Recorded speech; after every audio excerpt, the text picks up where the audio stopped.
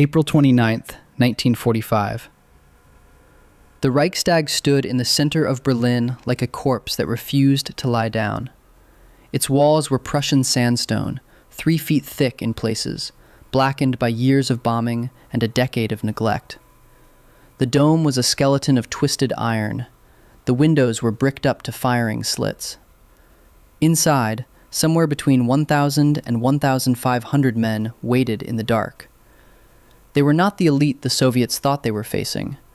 They were SS men from Wilhelm Mohnke's citadel garrison, Wehrmacht stragglers, Volkssturm grandfathers, and naval cadets shipped in from a training school in Rostock.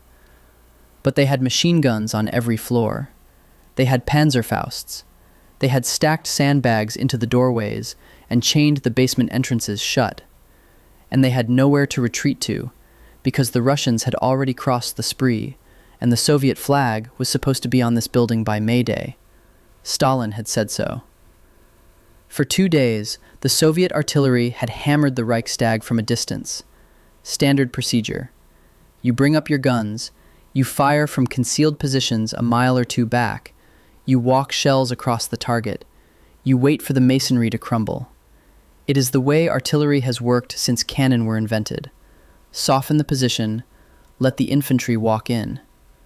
It did not work. The Reichstag was too solid. Hundreds of high-explosive rounds came down on the building across April 28th and 29th, and the walls held. The defenders adjusted positions and kept firing. Soviet riflemen of the 150th and the 171st Divisions tried twice to rush across the open ground of Königsplatz and were cut to pieces both times. By the morning of April 30th, with the deadline screaming down on them, the artillery commanders of 3rd Shock Army made a decision that broke every rule in the Soviet field manual. They were going to drag a 7-ton corps-level heavy gun into the open street and fire it at the Reichstag from 200 meters. The gun they chose was the ML-20. And to understand what happens when you do that to a building, you have to understand what the ML-20 was. It was designed in 1936 and 1937 by a team led by Fyodor Fyodorovich Petrov, working out of the design bureau at plant number 172 in the Motovelika district of Perm. Motovelika is a Russian word that just means a place near the Kama River where the imperial cannon foundries had stood since 1736. The Russians had been making heavy guns there for 200 years before Petrov arrived. He took the old 1910-34 pattern 152mm gun and rebuilt it from the carriage up. He wanted something that could do 2 jobs that had previously needed 2 separate weapons. He wanted a gun that could fire flat at long range, like a field cannon, and also lob shells in a high arc, like a howitzer. The Soviets gave it a clumsy name. They called it the 152mm gun, howitzer, model 1937. Everyone just called it the ML-20. The numbers tell you what kind of weapon this was. The barrel was over 4 meters long, almost 14 feet. The gun in travel configuration weighed 7.27 metric tons, which is the curb weight of 3 full-sized pickup trucks lashed together. It needed a tractor or a heavy lorry to move it. It needed a crew of 8 men to fire it. The standard high-explosive shell, the OF-540, weighed 43.5 kilograms. That is 96 pounds of forged steel and amatol filler. At muzzle velocity, that shell left the barrel doing 655 meters per second. It would carry 17 kilometers. It was a corps-level gun, meant for counter-battery work and breaking fortifications at ranges so long the gunners would never see the target. Petrov had not designed it to be aimed by looking down the barrel. But the math, when you turn a gun like that around and shoot it at a wall from 200 meters, is something else entirely. At that range, the shell has no time to drop. It hits flat, traveling almost 1,000 miles an hour, carrying enough kinetic energy to break a tank. The Wehrmacht respected the ML-20 more than any other Soviet field gun in the war. They called it Bone Breaker. When the Germans captured them on the Eastern Front in 1941 and 42, they took the ML-20s back into German service and used them against their original owners. That is how good they were. Plant number 172 built 6,884 of these guns between 1937 and 1946. They built another 4,000 barrels for the self-propelled gun program, the Su-152 and the Isu-152, the heavy assault vehicles the Soviets used to demolish German strongpoints on the way from Stalingrad to Berlin. By the spring of 1945, the ML-20 was the standard heavy gun of every Soviet rifle corps from Vienna to East Prussia. It was the most produced heavy gun in the world. And on the morning of April 30th, 1945, the artillery officers of 3rd Shock Army looked at the Reichstag, looked at the manual, and threw the manual away. The guns came forward at first light. Each one was hauled by a tractor or by a captured German half-track, sometimes by men alone, pulling on ropes through rubble that came up to their knees. The gunners brought them across the Moltke Bridge, which the Soviets had taken on the 29th at terrible cost, and they set them up on Königsplatz, the open square in front of the Reichstag itself. The bridge approach was still under fire. The crews had to dig prepared positions behind heaps of broken stone.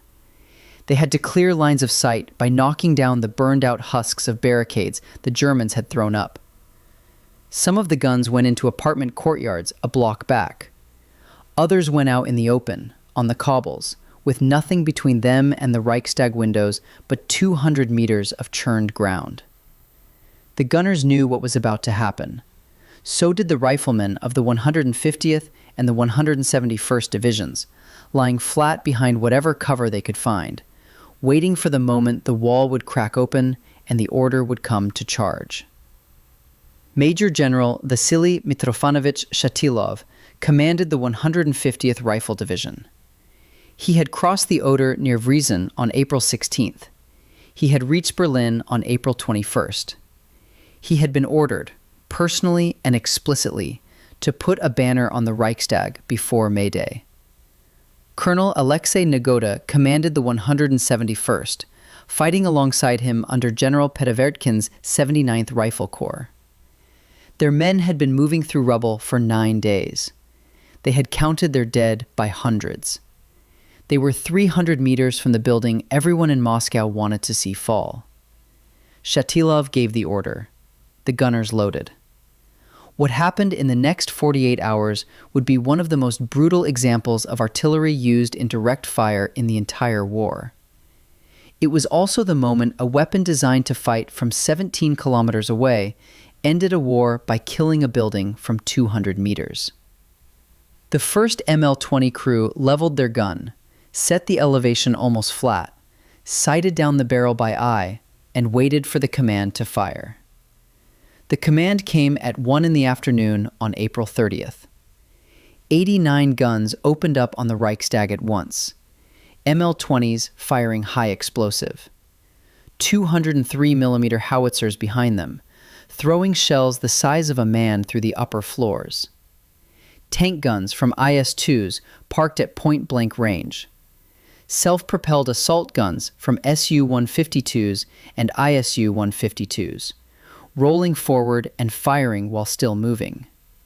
Katyusha rocket launchers behind the line, sending fans of fire into the rear approaches.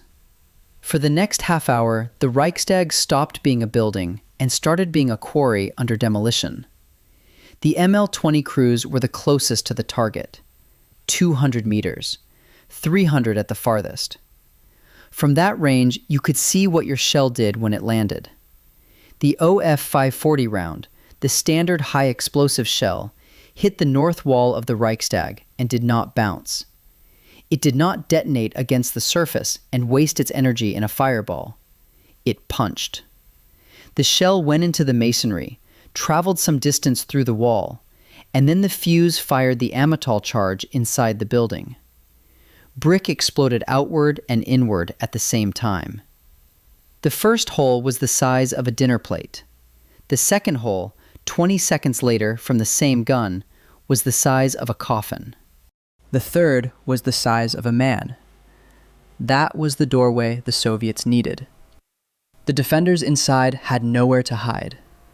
The shells were not coming through the roof or the high windows where you could shelter in a basement. The shells were coming through the walls themselves, at chest height. The blast waves traveled down corridors that had been sealed against bombing from above. SS men dug into firing positions at the north entrance, found themselves looking up to see the wall above them disintegrating in their faces. A Soviet division after-action report from the 150th describes the moment in plain language. The 152mm guns of corps artillery, the report says, fired through embrasures from 200 meters. The shells tore the walls open and buried the defenders under their own building. A Volkssturm survivor, an older man from a militia unit who had been pulled out of a Berlin tram factory 2 weeks earlier and handed a rifle, gave a post-war account that German historians have preserved. The interior of the Reichstag, he said, was shaking from the heavy guns at point-blank range. There was no defense. There was only to wait for the Russians to come through the holes they had blown. That is the difference between artillery fired from miles away and artillery fired from 2 blocks away. From a distance, a shell is something you hear coming. You have a second, maybe 2, to flatten yourself. The wall is between you and the gun. The architect's calculations are on your side. At 200 meters, the wall is not protection anymore. The wall is the target. The wall is what gets thrown at you. While the ML-20s worked, the defenders tried what they could. SS men dragged a captured anti-tank gun to a second-floor window and opened up on the Soviet crews exposed on Königsplatz. A Volkssturm officer rallied a Panzerfaust team and tried to knock out one of the ML-20s at 50 meters. They got off 2 rounds. A Soviet sniper put both gunners down before they could fire a third. The ML-20 kept firing. The crew of 8 men in the open kept ramming shells into the breach and pulling the firing lanyard, while bullets hit the gun shield and ricocheted off the steel. 3 of the 8 men of that particular crew would not be alive at the end of the day. The names of the dead are recorded in the 3rd Shock Army Artillery Summary. None of the men were over 30. At 6 in the evening, after 5 hours of direct fire and a handful of failed infantry pushes, Shatilov gave the order to assault. The riflemen came up out of the rubble of Königsplatz in 2 assault groups. The 756th Rifle Regiment of the 150th went first. The 674th came up behind them. They had a banner with them, carried by a sergeant named Alexei Berest, along with 2 younger soldiers, Mikhail Yegorov from Smolensk and Melaton Kantaria from Georgia. The banner was a piece of red cloth nailed to a piece of curtain pole. It was meant for the dome. The men ran across 200 meters of broken pavement, past the ML-20s still firing over their heads, into a wall that had a hole in it the size of a doorway. They did not stop. They went through the hole the gun had made and into the dark of the building. What happened next was the kind of fighting that does not appear in field manuals. The Reichstag was a maze of corridors blocked by furniture, doorways collapsed by shell fire, staircases choked with rubble and bodies. The Germans defended every meter. Soviet infantry cleared rooms with grenades and submachine guns. In some sections, the floors had been so weakened by shells that men fell through the boards. In others, the smoke was so thick the Russians could not see the German positions until they were 5 meters away. The ML-20s outside kept firing on the upper floors and the western wing, while the infantry was already inside the building. The gunners were aiming at floors. The gunners knew their own riflemen had not reached yet. It was the only way to keep the defenders pinned. Around 10:30 at night on April 30th, the lead Soviet assault group reached the central stairs. Berest, Yegorov, and Kantaria, with covering fire from a small group of riflemen, made their way up through 3 floors of broken stone and dead men. They came out on the roof, under the iron skeleton of the dome. They tied the red banner to a stone horse statue that someone had decided was a good enough anchor. It was 1945. The Soviet flag was on the Reichstag. It would take another day and a half before the last German defenders in the basement surrendered.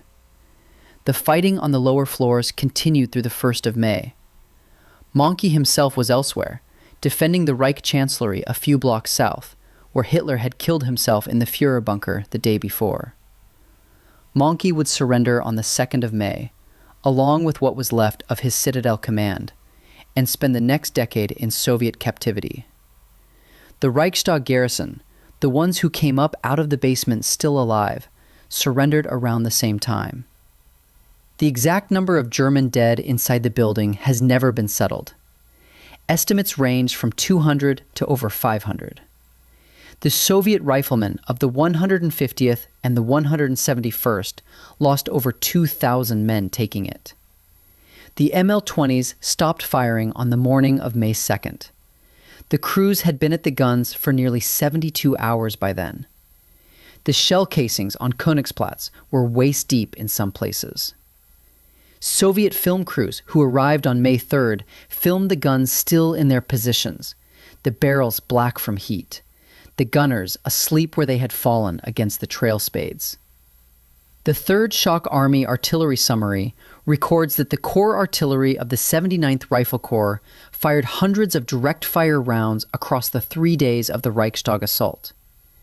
The exact count is given as approximate. The summary notes that the rounds came from ML-20 batteries and from the heavier 203mm B4s. The summary does not record how many tons of stone were broken loose from the Reichstag walls. Stand inside what is left of the Reichstag today, and the walls are smooth, gray, restored. The German government rebuilt the building twice. Once after the war, when it sat in West Berlin, and the West Germans patched the damage and used it for nothing in particular for 40 years. And again after reunification, when the architect Norman Foster put a glass dome on top of the old iron one and turned it back into a parliament. You can walk through the chamber where the SS men died and not see a single mark of 1945. But if you go down to the original stones in the foundation, the ones the restorers could not bring themselves to replace, you can still find pockmarks the size of dinner plates. Some of those holes go all the way through. Those are not bullet marks. Those are ML-20 shells, fired from 200 meters away by the 79th Rifle Corps of 3rd Shock Army on April 30th, 1945. The men who fired those shells went home. Those who survived. The gun did not. The ML-20 stayed in Soviet service for the next 40 years. The Red Army supplied batteries to Chinese and North Korean forces during the Korean War, who used them against American positions. The Chinese liked the guns so much, they eventually built their own 152mm heavy howitzer, drawing on the Soviet design lineage. They called it the Type 66. The Type 66 is still in service in the Chinese People's Liberation Army in 2026. So is the Soviet original ML-20, still on parade in Russian artillery brigades, still in storage in Belarus and Ukraine and Kazakhstan, still occasionally rolled out by smaller militaries who cannot afford modern guns. The barrel itself, the long 4-meter barrel Petrov designed in 1936, was the technical basis for the D-20 howitzer the Soviets fielded in 1955. It was the basis for the two A-65 Mistov family of howitzers the Russians fielded later in the Cold War, the heavy guns the Russian army still uses today in Ukraine. The piece that opened the Reichstag did not retire. It became the great-great-grandfather of every heavy Soviet field gun for the next 90 years. The numbers behind that legacy are worth holding for a moment. Plant number 172 in Perm produced 6,884 ML-20s between 1937 and 1946. Another 4,000 barrels were diverted to the self-propelled gun program. By the most conservative count, that is nearly 11,000 pieces of heavy artillery built around Petrov's design, fired across every theater the Soviets touched, Finland in 1940, Manchuria in 1945, Korea, Vietnam, Angola, the Soviet invasion of Afghanistan, the Iran-Iraq War, the wars in Chechnya, the wars in the Caucasus, the Donbass in 2014, the full-scale war in Ukraine. There are ML-20s in barns in eastern Ukraine right now, hidden under tarpaulins, being towed back into service because the modern artillery has burned out its barrels, and the old guns from 1937 and 1938 still shoot straight. The plant in Motovelika that built them is still standing. It still makes artillery for the Russian government. The factory that made the gun that opened the Reichstag is making the guns that are firing into Ukraine 81 years later. Fyodor Fyodorovich Petrov, the designer, lived to 1978. He outlasted the war by 33 years. He saw his gun fight on 3 continents. He died a hero of socialist labor. The medals were pinned to a uniform he barely wore. There is a monument to him in Perm, near the plant where he had drawn the first sketches of the gun 40 years earlier. The men who carried the banner up the Reichstag stairs did less well in the long run. Mikhail Yegorov, the soldier from Smolensk, died in a traffic accident in 1975 on a road in the Demidovsky district near his home village. Meliton Kantaria, the Georgian, lived through the collapse of the Soviet Union, watched his pension evaporate in the inflation of the early 1990s, and was forced out of his home in Sukhumi during the Abkhazian War. He died in a Moscow hospital in 1993, a refugee at the end of his life. Alexei Berest, the political officer who actually led them up the stairs, was cropped out of the official photograph entirely. He died in 1970 in Rostov-on-Don. He was killed pushing a child off the railroad tracks in front of an oncoming train. The Soviet government never officially listed him as one of the men who raised the banner. That had to wait until 2005, when Ukraine awarded him the Hero of Ukraine medal posthumously, 60 years after the fact. Vasily Shatilov, the general who gave the order to bring the ML-20s forward, lived until 1995. He commanded the 150th Rifle Division for the rest of the war, and stayed in the Soviet Army into the 1960s, eventually reaching the rank of Colonel General. He never wrote a famous memoir. The thing he is remembered for is the order he gave on the morning of April 30th, 1945, to do what the manual said could not be done. The wall of the Reichstag he opened still has the names of his soldiers scratched into it on the inside. The Russians who climbed up through the holes the guns made wrote their names in chalk and pencil and bayonet on the walls and the pillars and the ceiling. When the German restorers came back in the 1990s to repair the building, they made a decision. The graffiti was history. They left it. You can walk through the Reichstag in 2026 and read those names in cursive Cyrillic, written by riflemen who had 9 days left in the war and did not know it. The Reichstag is a museum now. The ML-20 is a museum piece in some places and a frontline weapon in others. The Petrov barrel design is in service with the Russian army outside Bakhmut and Avdiivka and Pokrovsk and wherever the war is on this week. The pattern that opened the door at 200 meters in 1945 is still doing the same work 81 years later, in different uniforms, against different walls, fired by men who were not born when the original gunners were already old men. That is the strange afterlife of a weapon. It does not retire. It does not get put down. It outlives the cause it was built for and finds the next one. The ML-20 was designed to crack the Mannerheim Line in Finland. It opened the Reichstag in Berlin. It killed Americans on the road from Incheon to the Yalu. It is killing Ukrainians and Russians both in 2026. There is no single year you can point to and say, this is when the gun ended. The gun has never ended. The men who fired it on Königsplatz on April 30th, 1945, almost all of them are dead now. The gun is still alive. Antony Beevor, the British historian who wrote the standard account of the fall of Berlin, calls the Reichstag assault one of the most brutal small-unit actions of the entire war. He does not spend much time on the artillery. Most of the books do not. The riflemen who climb through the holes are the ones who get the pages. But it was the gunners on Königsplatz, the 8-man crews of an unloved corps artillery piece designed by a man at a drafting table in Perm in 1936, who opened the doors those riflemen ran through. Without the ML-20, there is no banner on the dome. Without 200 meters and a flat trajectory and 96-pound shells, the war in Europe does not end on the 2nd of May. The gun was never meant for the Reichstag. The Reichstag was never meant to fall to a gun like that.